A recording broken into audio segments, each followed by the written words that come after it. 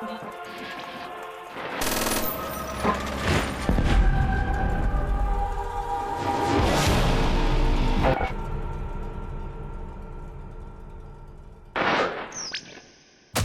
taxes, and the annual calling of the duty. All of the above are inevitable. All of the above are inescapable, but only one of them is something you look forward to, or at least that used to be the case. In the current year, Call of Duty as a franchise has been reduced to a yearly slap in the face. It's a series that unashamedly caters to the lowest common denominator of gamers. Every shallow, infuriating, and artistically bankrupt trend in modern gaming is well represented, and it's not shy about it. Microtransactions that are pushed onto the player's screen at every turn, like pop-up ads on that sketchy site that you use to watch live sports because you don't feel like paying for Sunday ticket. Battle Pass system to make sure the player keeps playing, as if the core gameplay and progression isn't convincing enough to merit standing on its own. Free-to-play Battle Royale mode that feels more like a box being checked rather than the product of a passionate team creating what they want to create. I'll admit that is a subjective opinion because the game is well built and objectively not bad, but it lacks the charm and personality in my opinion. There's emotes, camos, and skins that in many ways completely strip the game of any chance it had at being taken seriously. Call of Duty in its current form wants so badly to be Fortnite, to take advantage of the loyal and massive audience that it's garnered over the years, during its rise to becoming the absolute juggernaut that it is today. But it didn't reach the incredible success it's had today by blindly following a bunch of vapid trends. No, it was creating trends. It got there off the contributions of some truly all-time great games. In the early days of Call of Duty, one of those all-time greats that placed the franchise in the realm of the elite was World at War, the game that we're talking about today. Call of Duty World at War released in 2008 from the studio Treyarch, who had some experience with the franchise going back to Call of Duty 3 just a few years prior. World at War was following on the red-hot success of Call of Duty 4 Modern Warfare, a game that completely changed the trajectory of not only the series but modern first-person shooters entirely. World at War returned to World War II, which at that point was the only war that had been explored by the franchise, aside from the aforementioned Modern Warfare. It's easy, especially now, to look at another World War II shooter and want to roll your eyes so hard that your retinas detach, but in 2008 the market was not nearly as saturated, and I would argue that World War II is such an enduring staple of popular culture because it remains the largest and most devastating conflict in human history, whose stories are nearly infinite, from the massive scale of the forces at play to the minute experiences of the men, women, and children tossed into the meat grinder for those forces. There is always more to learn, to understand, and to reflect on when it comes to this time in history, and it's impossible to try to summarize the totality of the war into one movie or book or video game, but I think a strength of World at War is that it doesn't try to shove the totality of the war into the game. Its focus is tight, following just two groups, the American Marine Raiders in the Pacific Theater and the Russian Army advancing on Berlin. For this video, my attention will be directed towards the single-player campaign, as the multiplayer and zombies mode are, in my opinion, a completely separate and overwhelming thing to try to cover when there is already so much to talk about with the story mode. To quickly touch on the multiplayer, it's a Call of Duty multiplayer. It's good, nothing to complain about there. Zombies mode is fantastic, no doubt about it, but in some ways I do feel like it takes away from the impact the story is meant to have. You spend hours marching through the horror of a very real war that will forever have an indelible impact on humanity, in which people who experience that firsthand are still alive today. It's a little jarring to be plopped into a map where you're shooting zombies. There's nothing wrong with the zombies mode, and if anything, it's been one of the best things about Call of Duty of the last 10 years. But it does seem a little off in this game specifically, given how Treyarch went to such lengths to express the brutality and emotional toil of World War II. The campaign's cutscenes have a slick, stylized presentation that breaks down what's going on in a way that's easy to digest, but also doesn't shy away from the subject matter. Using real film footage and audio from the war, it's extremely well produced and serves as a great way to dispense what's going on, versus the more rigid digital map, wireframe, whatever stuff that the Modern Warfare series uses for their mission briefing segments. This has much more personality and charm, as well as not totally disconnecting you from the reality of the situations that you're tasked with jumping into. We start off on the level Semper Fi, which is the motto of the United States Marine Corps, and is short for Semper Fidelis, meaning always faithful in Latin. We take control of Private C. Miller, who we'll be playing as during the course of the American campaign, with the exception of one level later on. We are being held captive by Japanese forces and are made to witness the torture and execution of our comrade Private Pyle during the raid on Macon Island. We are saved from a similar fate by the legendary Roebuck, who at this point is still just a corporal. We were part of some recon team whose communications were cut off, and it's up to Roebuck and his group to check things out. Just moments removed from our rescue, we find ourselves in an all-out firefight and a gun in our hands. This is where I found out what an absolute slog this game was going to be on the hardest difficulty, known as Veteran. I chose to do this playthrough on Veteran difficulty because I wanted to get the most authentic experience the game could provide. It's still a Call of Duty game, so it's not the most realistic depiction of war ever created, but if I could just bump the difficulty up, I figured it could slow down the one-man army aspect of these campaigns. You know, make me more mindful about my actions and really be present with what's going on. This turned out not to be the case. Veteran difficulty doesn't make the AI smarter or the game more rewarding to play or anything like that. It basically just makes it so you have almost no health at all, surrounded by enemies with laser-like aim and inhuman reaction times. Oh yeah, they spawn in ways you can't possibly predict or do anything about until you've thrown yourself into the fray a dozen times and learned exactly where they're hiding when you enter an area. Oh, you want to just hang back and pick them off one by one until it's safe? Yeah, great idea. Except that most of the game has enemies that will spawn indefinitely until you reach a certain spot. Also, I hope you like looking at the grenade danger indicator because your screen will rarely be without one. Otherwise, you will spend most of your time being driven insane by the clicking and knocking of grenades rolling towards you from every direction.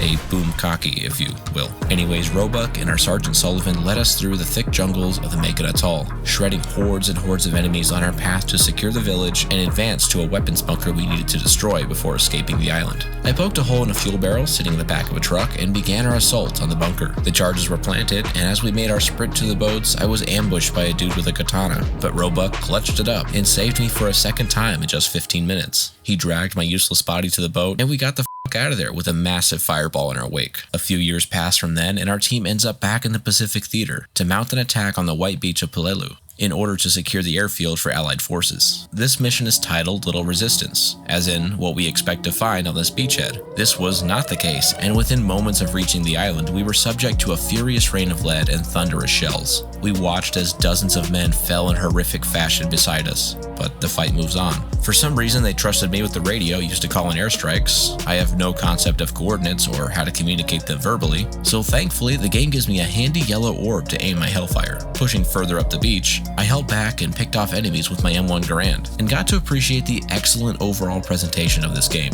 From the visuals to the sound design to music, it's all gory, grim, and unflinching in its depiction of war. This is easily the most bloody Call of Duty game ever made. Hitting a headshot comes with a distinct clunk of bullet meeting skull and the ejection of blood and chunks into the air. Explosions will violently shake the screen and cast fire all around the battlefield. The music also serves to enhance the moment-to-moment emotion of the action. Sometimes the music is blaring horns and triumphant battle ditties.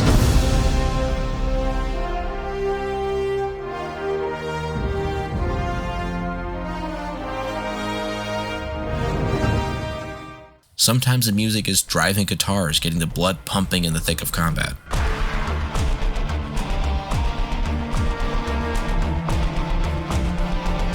Sometimes the music is a haunting choir giving you pause as you push ever onward into the nightmare of the Second World War.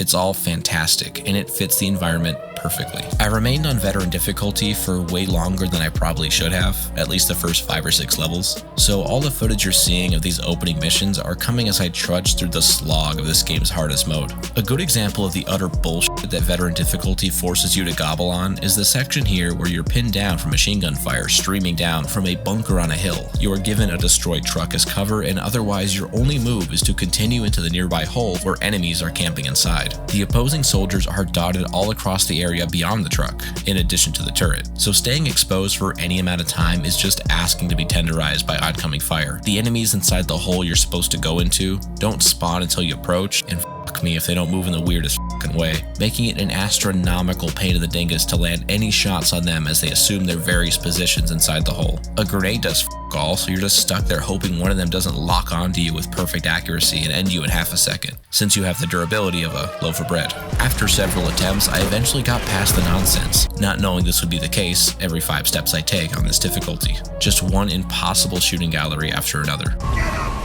Moving right along, I was still trusted with radio duties and got to cast wrath from the skies onto the stupid tanks. Just as we felt the tides of battle shift in our favor, an enemy soldier bursts through the door and ends Sergeant Sullivan with a katana. With our leader now felled, it's up to Roebuck to take command of these men and guide us to victory. His name tag has changed from Corporal to Sergeant, and he has now reached his final form. With Sergeant Roebuck at the helm, he takes us into the next level called Hard Landing, where we are trudging through a swamp and come across a downed American plane. Some Marines go to investigate the crash and try to remove the pilot's body, but discover that it was booby-trapped, and the explosion sets off another ambush from the Japanese soldiers hiding on the periphery. I also fell for the booby trap the first time I played. Second time around, a much wiser me held back, knowing there was nothing that could be done about the situation. We kept moving through the swamp, inching closer to the airfield, our highest priority target. This era in gaming was completely overrun with games that seemed like they were allergic to color. It was all doom and gloom and turning that saturation slider all the way down. I have no idea if it was a simple limitation of the hardware, unable to make more vibrant visuals,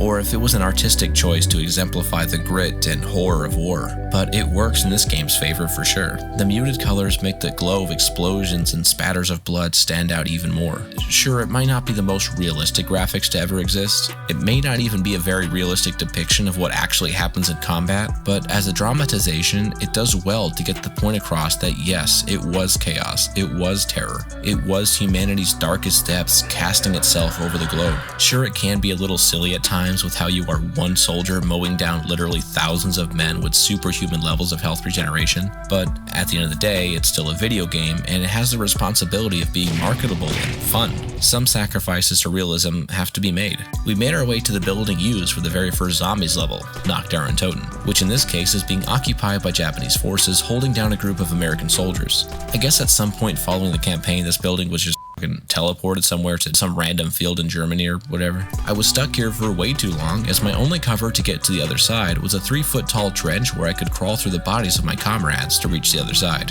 I eventually made the trek and reached an M1 Garand that had a grenade launcher, and I used it to obliterate the opposition. Clearing the building, we reached the airfield, where waves of armor support and reinforcements met up with us and joined our effort to take the objective, which is the first ever recorded time where my teammates have played the objective in a Call of Duty game. Savoring the momentous occasion, I crept through the all-out destruction and was asked to take out a bunch of enemy tanks with a missile launcher. Easy work, even for veteran difficulty. Getting closer and closer to the anti-air gun crews we needed to eliminate was also simple enough. Just a steady push through the battlefield and lots of hiding behind questionable cover, just waiting for my health to regenerate after taking any damage whatsoever. The last phase sees us holding off waves of Japanese forces as they rush towards our position. This felt like a literal shooting gallery where we're stuck behind a barrier and must shoot a bunch of targets as they pop out from random spots. Big pain in the ass though, as any one of those soldiers can kill me instantly if they decide to lock on. Throw in some tanks and you have a recipe for some fucking horse shit.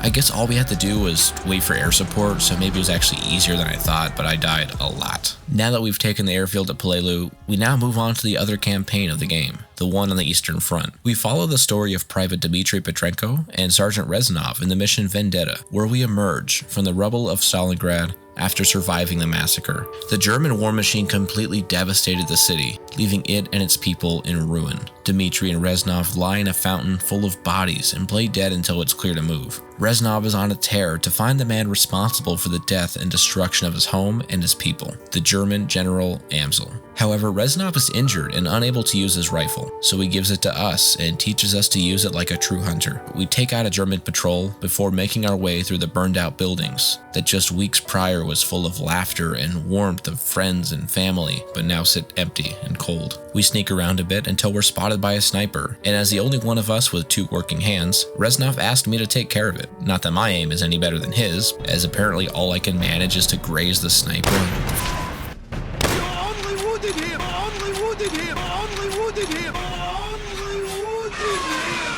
After way too many attempts, I managed to finally win the 1v1 on Rust, and continued our sneaky snake trek through Stalingrad, until we were spotted by another patrol and had to evade them. We eventually crossed paths with more Russian forces and were finally able to take the fight to the Germans. Our objective remained to hunt down General Amsel. I stumbled on a massive new sniper rifle at some point, and that gives me a good opportunity to talk about the way the guns feel in this game. They feel crisp and smooth like every Call of Duty does, but with the added oomph of the gore to really punctuate any good shot with a shower of blood. It's utterly grotesque to strike an enemy with this sniper and see them erupt into chunks of meat. The sounds of the shots are pretty hit or miss. Some weapons are punchy and impactful, like the M1 Garand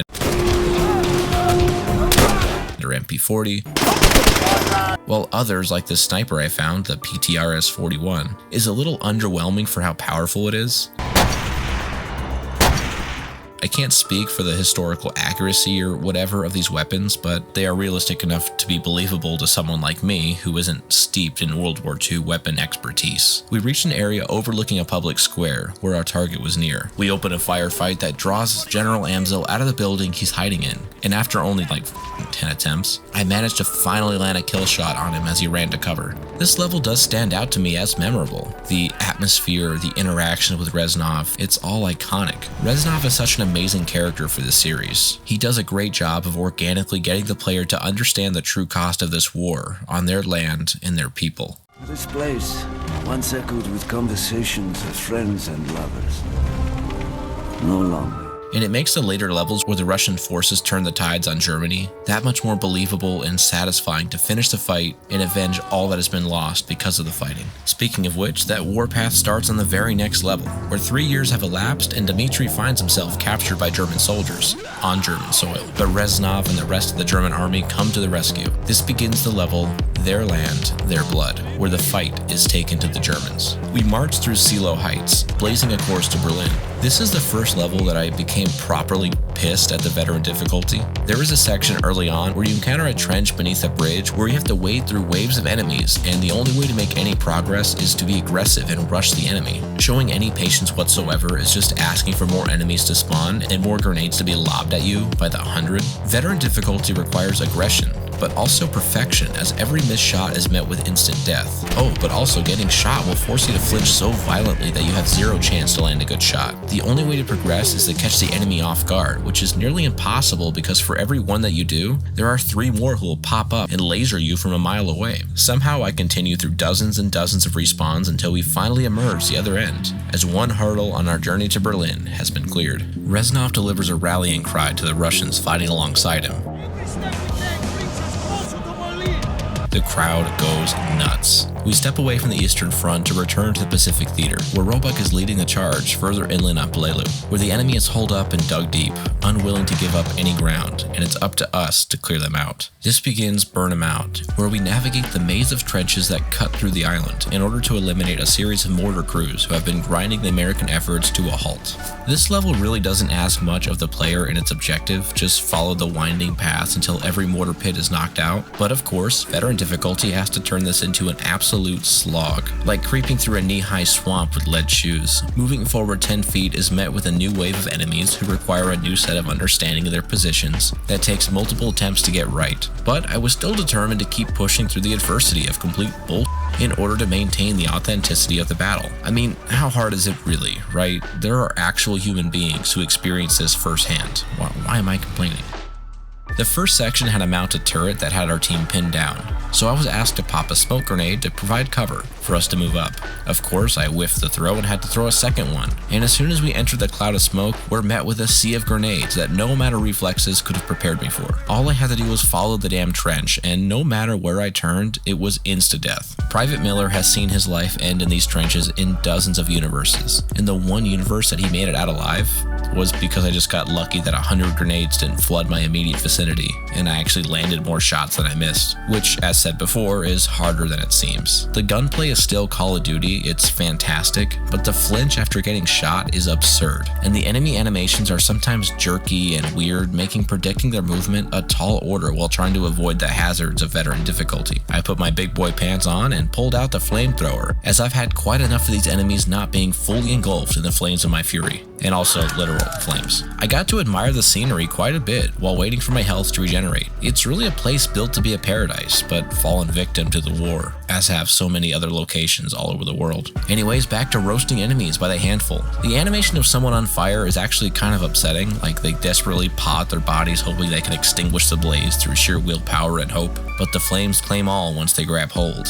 and if they don't, I have more flames. My flamethrower magically regenerates fuel over time, so no one is safe. After charring the once lively trenches, I came up towards the end of the level. Only one tunnel left and the mortar crew on the other side to get rid of. However, I spent around an hour just trying to get past this one part. It felt like the most f***ed up version of Groundhog's Day, where I would restart every time at the same spot just outside a small trench hole and have to fill it with fire to clear it out before turning to the cave, where Roebuck would shout at me to clear that tunnel. Get in there and clear those tunnels! Followed by me getting shredded by machine gun fire by the enemies hiding within. And eventually I learned the proper path and timing to get through the tunnel and emerged the other side where finally a checkpoint was reached and the time loop was broken. Finishing off the final phase of the level was quick and the mortar crews were taken care of. Our mission was complete. We stay with the Americans for the next level, where we set out to destroy the artillery on the point, the same artillery that was shelling us earlier on the Little Resistance mission. We enter the battle on the back of a tank before it's blasted, forcing us to leave it behind and deal with the ambush. This was a level that finally broke my will to keep going on veteran difficulty. I decided that the experience is actually harmed by the ridiculous amount of bullshit on tap. It's not satisfying to complete a level on veteran because I don't feel like my skills are being put on display. The only thing asked of the player on veteran is not to sharpen their aim or evaluate their approach in a meaningful way, but to have enough patience to know the exact rhythm of pushing and sitting behind cover. Sometimes that doesn't even help, because grenades will often flush you out of cover and into a bullet-filled blender, and luck plays a big part. I wanted an authentic experience of World War II, but it's clear to me that veteran difficulty doesn't really offer that. So I knocked the difficulty down to regular, since that is likely the mode the developers intended for most players to use and would provide the experience that I'm looking for with this game. I got on that grind, spraying a veritable lead storm up and down this jungle ravine, covering ground all the way through to the artillery guns and tore down the opposing forces. The ripping and tearing did not end there. The tour of destruction held firm through more and more waves of enemies, until I came up on a section where my own bullets were not enough to stomp out the nasty enemy. I needed the support of a f***ing flame-throwing tank, and they broke the barrier and let loose a stream of cleansing inferno, and all I had to do was follow it and be witness to the island apocalypse. Anyways, I headed up into the cave where the artillery was set up, and I had to take them out. We did that after some messing about getting lost inside the rocky labyrinth. Roebuck and crew look out to the sea after a job well done. We move away from the American campaign once again to join the Russians as they continue their blood march into the heart of Germany. This time around, we get to command a tank as part of the steel line that's determined to crush the enemy under their mighty treads. This level is called Blood and Iron, and it really just is me puttering along in my tank as Reznov shouts at me to destroy things. I'm armed with a flamethrower in addition to the main cannon, so it goes without saying that no opposition could possibly withstand my wrath. No chance, Panzers, no chance, little men, no chance, Germany. You are but a hurdle as we stomp into Berlin to end the war. This level is a great change of pace to the first-person action, something to shake up the routine of the shooting gallery trenches and jungle ambushes. Now we get to take a nice Sunday drive through the fields of Silo Heights, knocking out waves of enemy armor and puny fodder feebly taking shots at my tank. I dealt with every target Reznov told me to, and we all boarded the train to Berlin to make our final push to victory. We choose violence as we enter the outskirts of Berlin via train. We begin the level Ring of Steel, a name that references the Russian forces descending around Berlin hoping to suffocate the German war machine. This is our first battle that takes place in a more urban setting, with tight quarters and buildings to maneuver through. It begins outside until we push deeper into the city, as it gives way to the same asylum that's used for the zombie level, Verrückt. I really appreciate this section of the game for the catharsis it allows you to have as a player. For much of this game, it felt like we were on our heels, always at the mercy of an enemy who had the advantage of numbers or ambushes. But now it's us and our allies tearing through their home turf as the aggressor. Given the nature of the enemy being, the worst faction of people to emerge in the 20th century, it makes it a total blast to grab a double-barrel shotgun and shred the soldiers who have made the mistake of getting in my way. With the impact of these weapons and the gore factor of this game, it makes it a satisfying romp through the halls of the insane asylum. Finishing off the asylum puts us back outside, where a flurry of German soldiers are running from a group of Russian tanks pressing them. We reach the Russian commander, who gives a rousing speech to get us ready for our next step in the fight against Germany. We will crush all who dare to resist the will of the Red Army! Abandon your cause! Abandon your homes! Abandon all hope! Hurrah!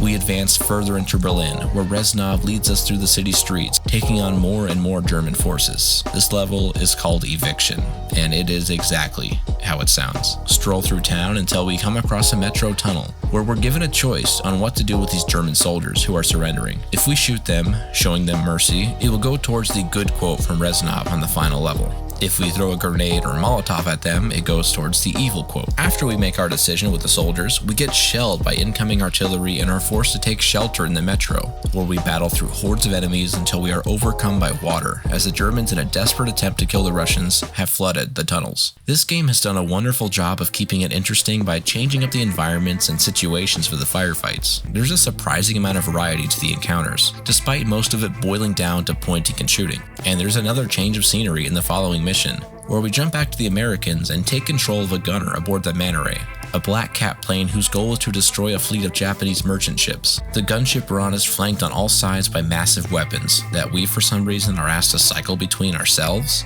instead of having multiple people for multiple guns. No matter, just gives us an assortment of firepower to play around with, as the plane hovers atop the merchant ship fleet. With all of them destroyed after a few runs back and forth, we get word of an American fleet getting harassed by Japanese forces, and it's up to us to provide support and try to rescue who we can. But just then, a squadron of Japanese Zeros burst through the clouds, threatening our planes, even shooting down our partner Hammerhead, the other Black Cat plane. We came up on the American fleet and making a landing on the water to pull aboard sailors who have been thrown to the sea by the attack. I guess you can choose not to pick up the stranded sailors, but out of an abundance of respect for this game and its subject matter, there's no way I wouldn't just press X to pull the man aboard. More Japanese Zeros continued to batter our plane, but we held them off and saved the sailors. It's a very cool and unique mission and really stands out above the rest. But with that taken care of, we return back to Roebuck and his squad, where we leave Peleliu and now must assault Okinawa, starting on the beach and working our way inward, taking out bunkers along the way. This level is called Blowtorch and Corkscrew,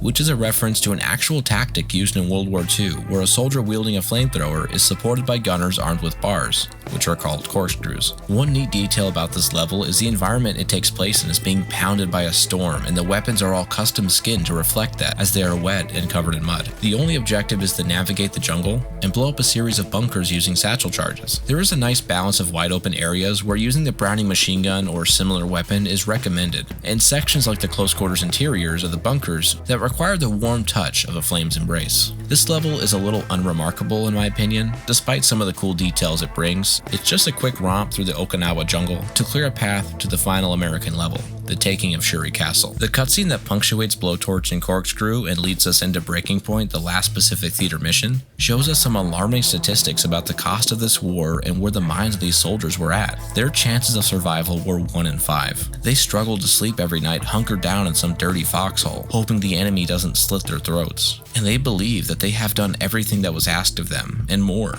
but there's always more. Now they have a chance to finish the fight and go home. All they have to do is drive the dagger into the last stand of their enemy and take Shuri Castle. We start the mission, now in the daytime with the weather more forgiving than the last level. Our supplies are thin and we have no ammo, but thankfully some support was dropped in by parachute. We just need to push ahead and grab it. There is a bunch of weapons and ammo scattered on the ground free to pick up, but just as we get what we need, an ambush springs out and forces us right into battle without warning. The desperation from the Japanese army is felt as they take every advantage possible to fend us off. They take to the trees, use machine guns, hide in tunnels, but nothing will stop our advance to secure an American victory. The Browning M1919 I picked up is a worthy companion on this journey, but its reload times are fucking bonkers and the iron sights take up approximately 99.9% of my screen, which is annoying. This level also gives us some cool Japanese architecture to admire as we wreak devastation upon the enemy. The walls and buildings are exquisite and unique and provide a fantastic backdrop for the climax of the American campaign. Once we breach the walls of the castle and emerge from the tunnels, our next objective is to take out the mortar crews before pushing further up into the fortress. We get to use a new type of grenade thing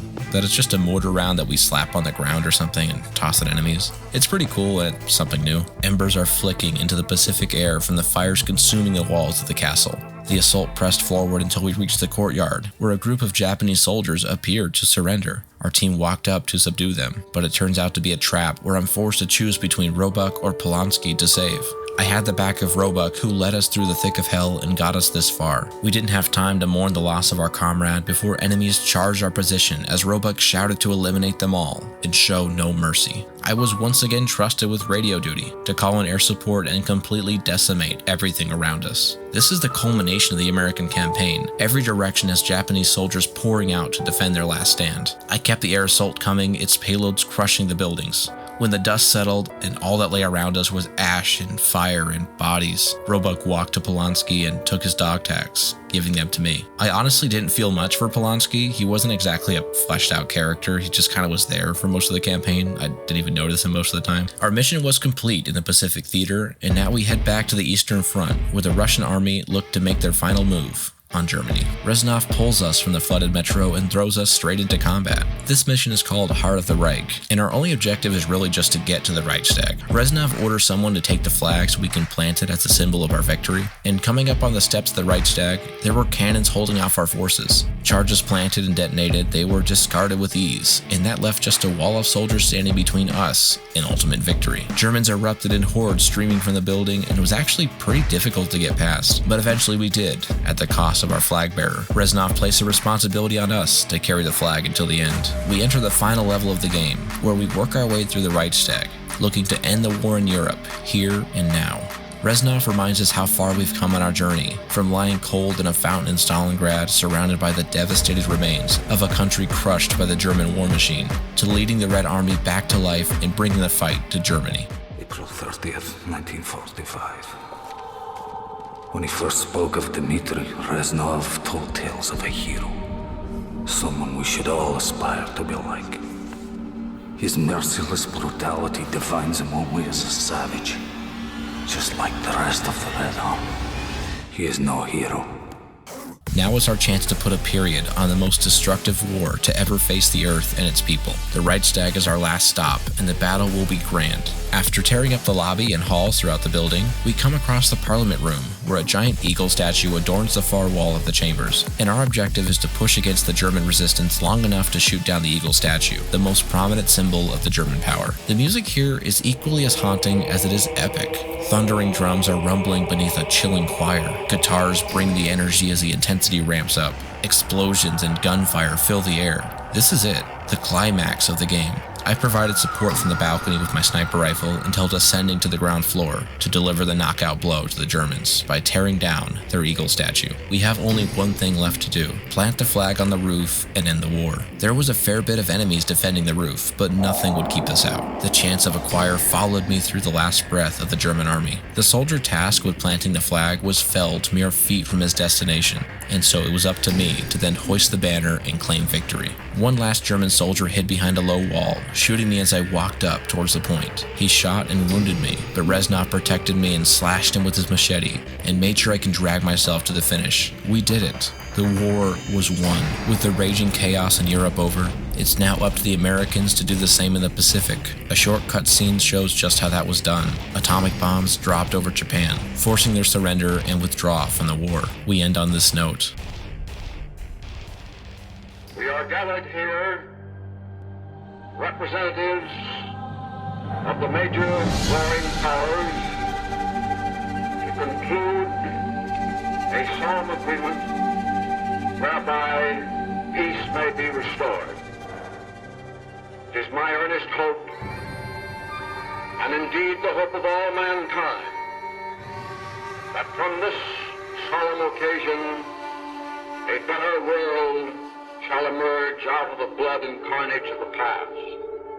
A world founded upon faith and understanding of man and the fulfillment of his most cherished wish for freedom, tolerance, and justice.